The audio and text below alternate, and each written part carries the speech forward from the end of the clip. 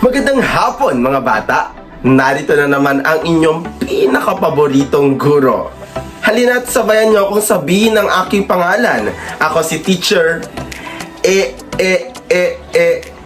Ian at ngayong araw ay magkakaroon tayo ng isang panibago at makabuluhang talakayan. Ang ating mundo ay patuloy na nagbabago. Parang siya lang. Siyak lang po, ngunit hindi lahat ng pagbabagong ito ay maganda. Ang pagbabago ng klima, polusyon, deforestation at pagmimina ay ilan lamang sa mga pangkalikasang issue na dapat nating bigyang pansin. Ngunit ano nga ba ang mga ito? Paano ito nakakaapekto sa atin? At paano natin ito masosolusyonan? Tara na't samahan niyo si Teacher Ian upang alamin ang mga ito. Tara! Ang una nating tatalakayin ay patungkol sa pagbabago ng klima o tinatawag din nating climate change. Ang climate change ang matagalang pagbabago sa temperatura at mga pattern ng panahon sa ating mundo. Ang pagbabago ng klima ay may malubhang epekto kabilang ang mga sumusunod. Una, ang pagtaas ng temperatura o tinatawag din nating global warming. Pangalawa, ang pagtaas ng level ng tubig dagat dahil sa pagkatunaw ng yelo sa mga polar region. Pangatlo, ang mas matitinding mga bagyo at tagtuyot.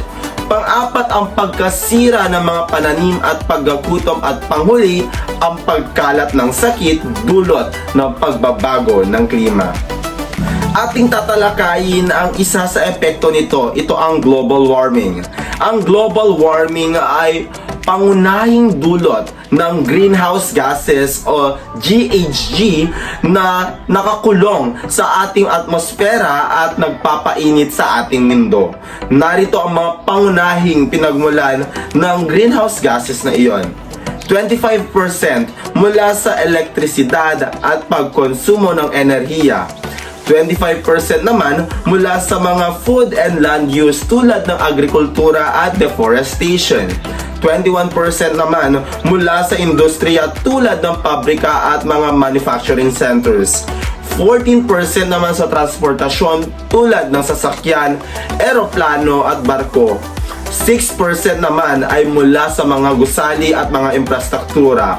At panghuli, 10% naman mula sa mga iba pang mga pinagkukunang enerhiya. Hats! Ano tong mga naamoy kong mababaho? Saan kaya nanggagaling ang amoy na yon? Anak, ang iyong naamoy ay dulot ng polusyon. Ano nga ba ang polusyon? Ang polusyon ay ang pagdumi ng ating kapaligiran dahil sa mga nakakalasong sangkap mula sa basura, usok at mga kemikal. May 4 tayong uri ng polusyon na tatalakayin ngayong araw. Una, ang polusyon sa hangin. Ito ang galing sa usok ng mga sasakyan, pabrika at ang pagsusunog natin ng mga basura. Pangalawa, ang polusyon sa tubig. Ito naman ang dulot ng pagtatapon natin ng mga basura at kemikal sa mga ilog, lawa at iba pang anyong tubig. Pangatlo, ang polusyon sa lupa. Ito naman ang pagtatambak natin ng basura na hindi nabubulok sa mga lupain. At panghuli, ang polusyon sa ingay. Ito ang labis na tunog mula sa mga sasakyan, pabrika at mga construction. Ngayon naman, ano-ano ang epekto ng polusyon sa atin? Una, ang pagkakasakit tulad ng hika, kanser at sakit sa baga na dulot ng polusyon sa hangin. Pangalawa, ang pagkamatay ng mga hayop sa tubig at lupa. Pang-apat, ang kawalan ng kalinisan ng tubig at hangin at panghuli ang pagbaha dulot ng baradong kanal at ilog. Saan kaya nagmumula ang mga basura na nagdudulot ng polusyon sa ating bansa? Batay sa datos, narito ang mga pangunahing pinagmumulan ng basura sa ating bansa. 56.7% ay galing sa ating mga bahay. 27.1% naman ay galing sa commercial waste tulad ng tindahan, palengke at mga restaurant. 12.1% naman ay galing sa institutional waste katulad ng paaralan, ospital at mga opisina. At 4.1% naman ay galing sa mga industrial waste, katulad ng pabrika at mga planta. Ano-ano ang mga halimbawa ng basura dito sa Pilipinas? Mayroon tayong plastic, bote, papel, kahoy, electronic waste, dumi ng hayop, sirang kagamitan, at kemikal mula sa pabrika. Naku po sir, ba't parang wala ng mga puno sa ating mga kabundukan?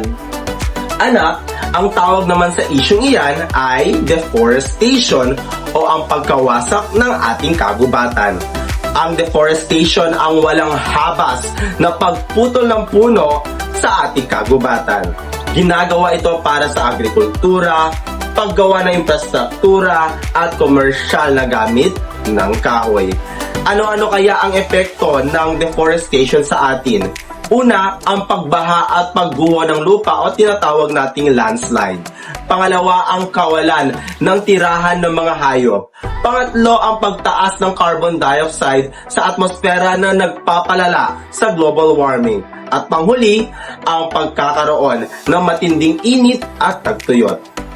Isang halimbawa ng epekto ng deforestation ay ang landslide sa mga bundok tulad ng Sierra Madre. Kapag naubos ang puno, wala nang ugat na sumisipsip ng tubig ulan kaya madaling bumagsak ang mga lupa. Ngayon naman ay dumako tayo sa panghuling kontemporaryong isyung pangkalikasan. Ito ang pagmimina. Ang pagmimina ay ang paghuhukay at pagkuha ng mineral sa ilalim ng lupa tulad ng ginto, tanso at carbon.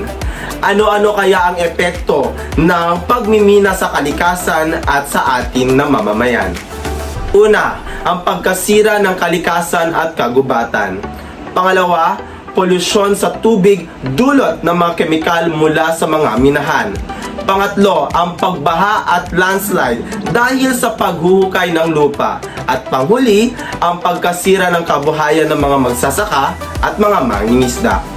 Isang halimbawa ng epekto ng pagmimina ay ang pagkasira ng Marinduque dahil sa Mark Cropper mining disaster noong 1996. Umagos ang mga nakakalasong kemikal sa ilog at nagdulot ito ng matinding polusyon sa tubig at ito ang sanhi ng pagkamatay ng maraming isda.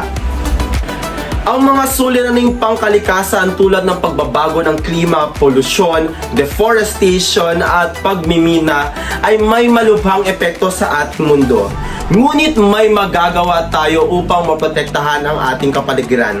Sa simpleng pagtatanim ng puno, tamang pagtatapon ng basura at pagre-resiklo nito, at pagbabawas ng paggamit natin ng mga plastic ay kaya nating masolusyonan itong mga suliraning ito. Ang kalikasan ay ating tahanan. Kung hindi natin ito aalagaan, tayo rin ang maapektuhan.